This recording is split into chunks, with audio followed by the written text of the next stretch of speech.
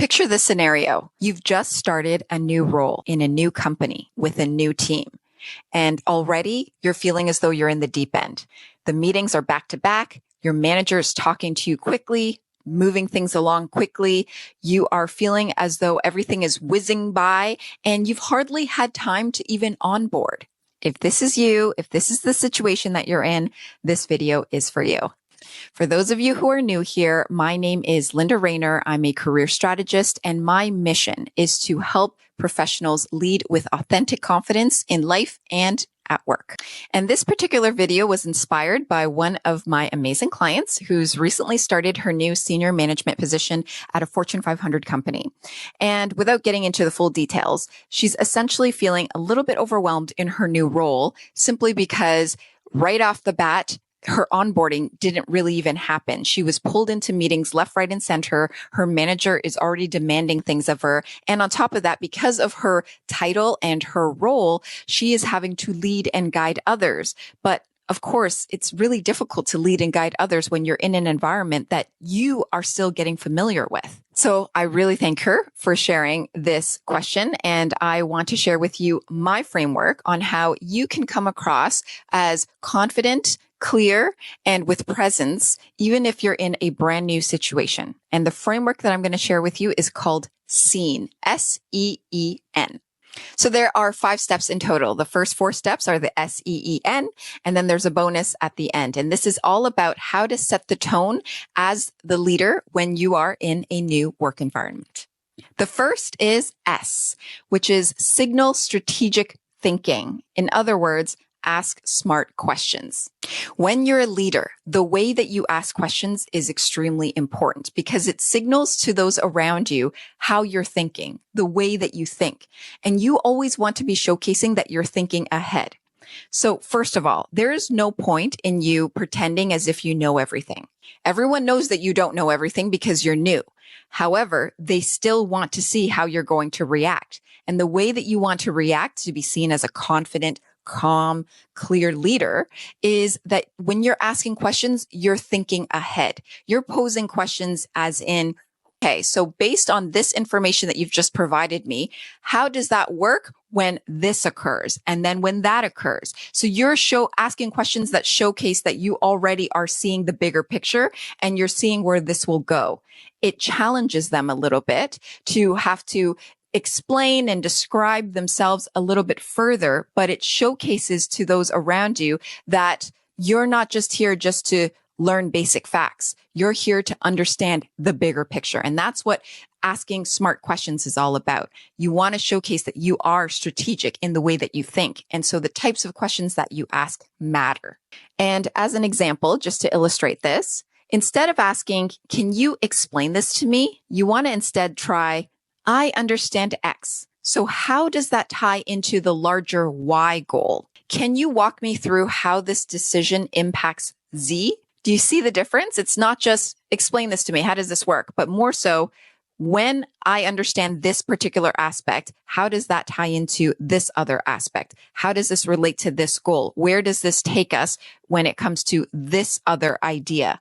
So you are constantly relating it to a future point from where you're at in terms of whatever it is that you're discussing. And the reason why this works is because you're telling people that you are already in your mind and out loud mapping out the context rather than just taking notes. Just simply only taking notes is something that a junior would do or a senior would do, someone that is not even at the manager level. When it comes to understanding the bigger picture, the strategic thinking, and showcasing that you have foresight, you have to nudge yourself to ask the bigger questions. Okay, I understand this piece. How does this relate to the next? I think I've emphasized this enough, so hopefully that helps you. That is S. All right, now on to the second step of the 5 steps, which is E, and that is express your point of view early, even while learning. Speaking up is important, even when you're brand new. You need to already showcase and establish your presence by bringing up things that people may not be thinking about, asking the right questions, as we discussed previously, and showcasing that you are thinking ahead. So what this ultimately means is do not wait until you are ready. You want to start doing it now, even on the first day. You're doing this through your questions, through your perspective, and through your instincts. So as an example, you want to start asking yourself, what's missing that no one's saying? What's unclear that I can help organize? What do I sense, even if I don't have the full picture yet? Your instincts will guide you. You have experience, you have knowledge, you've seen similar types of scenarios before. And so you have the ability to piece puzzle pieces together.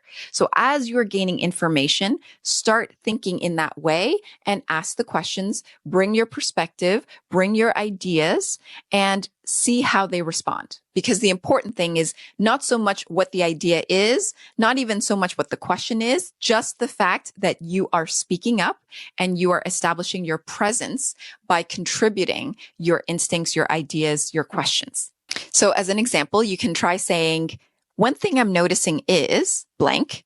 A thought that might help clarify this is blank. Here's a potential risk we might want to flag blank. Your lens is your leadership, so just trust it. Now, before we get to the third step, I do want to take this opportunity to introduce this week's video sponsor, Heyboss. I have had plenty of experience building websites for my business, and it is a time-consuming and intensive process. Heyboss, an AI platform backed by OpenAI, makes this process so much easier by allowing you to build a website within 10 minutes at a fraction of the cost. What used to take months and $10,000 to $20,000 can now be done quickly by using their new Boss mode, which gives you a full service AI team that can build a fully customized website based on your specific needs and even be ready to sell your products or services in minutes.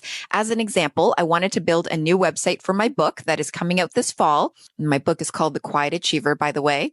And I worked with their Boss mode and the AI CEO to extract the unique aspects of my business, my brand, and the objective of my book to create a website reflecting those characteristics. And the website even reflects the look and feel of my book based on the cover I provided and what I asked the AI CEO to include. Heyboss then takes it a step further and provides fully managed hosting, auto SEO management, and 24/7 on-demand AI for edits, updates, and new features. If you just go to heybossai.com, you can get started on building your website right away. All right, on to our third of the 5 steps. That is E, establish structure and boundaries early. As a leader, you want to be the person that people look to for guidance, for clarity. When there's confusion, you need to set the tone. And so you need to be the person that gives that guidance, those boundaries, that structure, and ensures that everyone on that boat gets on safely and that you are sailing across to where you need to go. So ultimately, you are the captain of this ship. You have to step into that role. So in practical terms, this would look like this. For example, in a meeting, before you get started on whatever discussion you need to have, you can say, before we dive in, can we align on the goal of this discussion? So that shows that you're setting the intention, you're setting the structure, the guidance for what this needs to be about. And it makes sure that both of you are on the same page, or you and however many people are in the room. Another example could be, just so I'm clear, here's what I'm hearing so far. So this could be during the meeting as people are talking and there might be multiple opinions flying across the room. You ground everyone back to center and you reiterate what you're hearing so far. And then from there, you add what is next in terms of what you're seeing next, what needs to happen next, the direction that you want that meeting to go.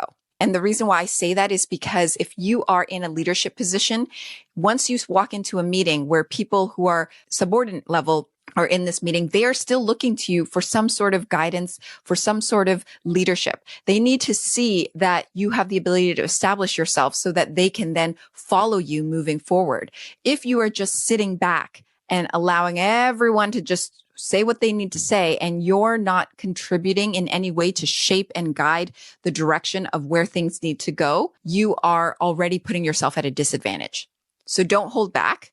Say what you need to say in those subtle, nuanced ways, as I just shared, and watch how your subordinates, the people that report to you, your team shifts in the way that they perceive you. They will perceive you as someone who is a true leader, someone that they can come to for guidance, for advice, and for direction.